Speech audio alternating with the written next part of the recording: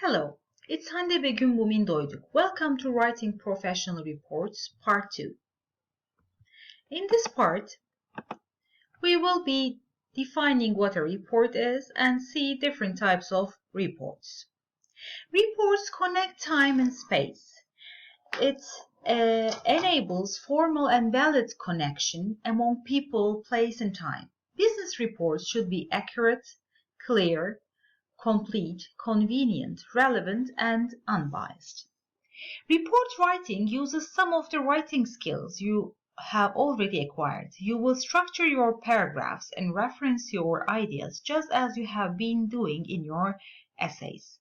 Report writing sometimes differs in structure and style. This course aims helping you plan, structure, and write a basic report.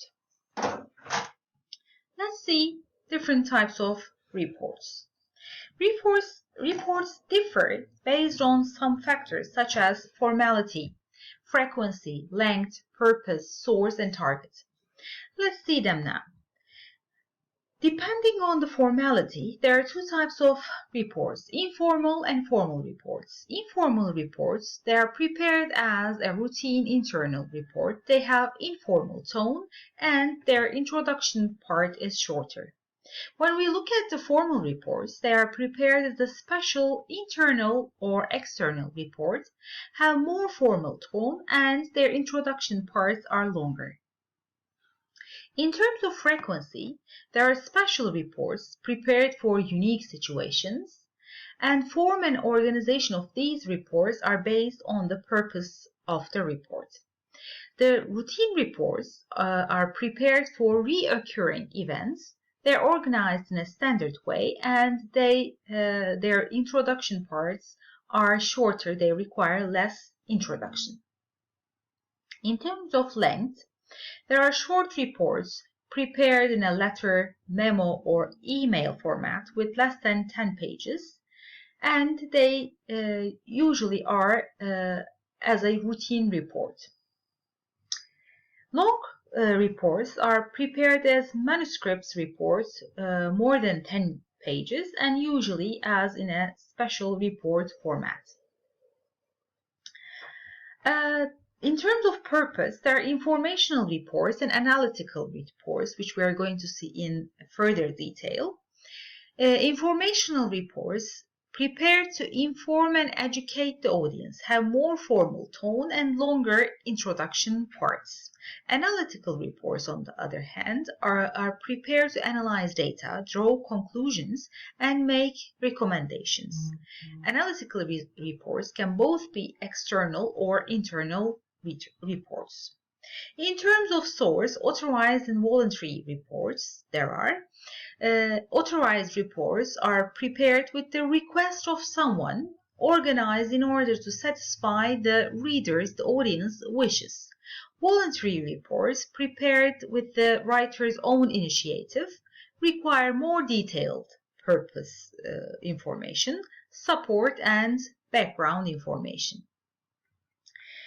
When we look at from the target's perspective, there are internal and external reports. Internal reports used within an organization are usually in a memo format.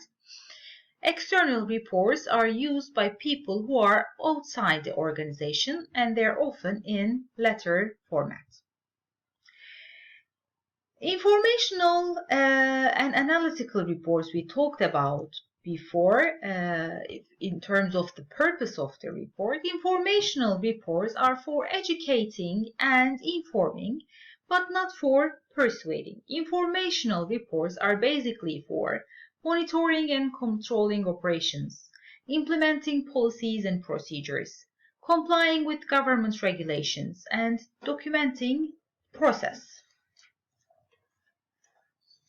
In terms of monitoring and controlling operations, accuracy, trueness, and honesty of content is crucial. Examples, plans form guidelines for future operations, like strategic plans showing an organization's goal and ways of reaching them, or business plans describing how a business will achieve its goals. Or operating reports gives detailed information to managers about the circumstances in the organization. Personal activity reports provide information and decisions during an activity like conference, convention, a trip, etc. When we look at implementing policies and procedures, some policies and procedures provide lasting recipes for how things should be. Other policies and procedures explain many judgments, positions, or passing events. Policy and procedure reports help managers communicate the company's standards. Same policy and procedure reports are kept as lasting guidelines, while others are one-time position papers. They're also for complying with government regulations. So they are written in response to a regulation and imposed by government agencies, and thus the introductions are provided by the regulatory agencies. You need to be comprehensive, accurate, and truthful in writing such reports. Annual compliance reports like income tax returns, annual shareholder reports are examples for this category. They're also for documenting progress, foreseeing the reader's need, and arranging the information clearly with that aim is important.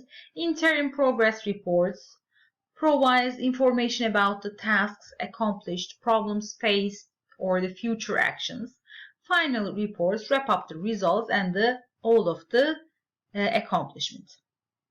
In terms of summarizing information, there are also informational reports used for summarizing the information, organizing and communicating information needed in business.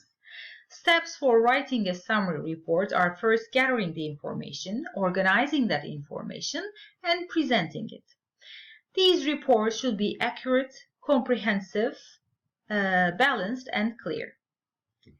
When we look at the analytical reports, these reports ask the question of what should we or shouldn't we, like should we expand into this market or not, or should we invest in new equipment or not, require a strong basis of facts along with good insight and communication skills. These reports for solving problems provide management with the background information and analysis of the alternatives.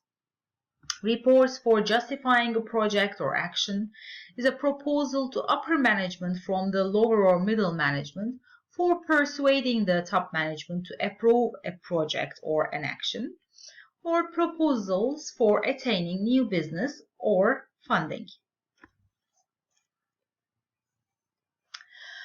Proposals or for attaining new business and funding as the last item in the previous slide. Proposals to outsiders are similar to justification reports for internal purposes. Proposals are designed to get products, plans, projects to be accepted by outside business clients. They are legally binding, so that they should be prepared with extreme care, because when they are accepted by the other side, it becomes binding legally. Proposal often complete for a client's business should convince the readers.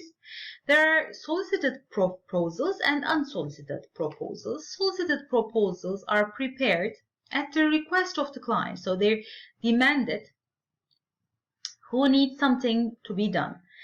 In such reports, start with the introduction section, stating the purpose, defining the scope of the work, presenting background information, and restrictions of the contract. At the body part, details should be given, stating the expected results. The discussion part covers the methods, schedule, equipment, personnel, and costs, and the final section summarizes all these key points. In unsolicited proposals, they demonstrate the value of funding the project without a specific invitation, without a specific demand from a potential client. So the unsolicited proposals should convince why the action should be taken at the first step.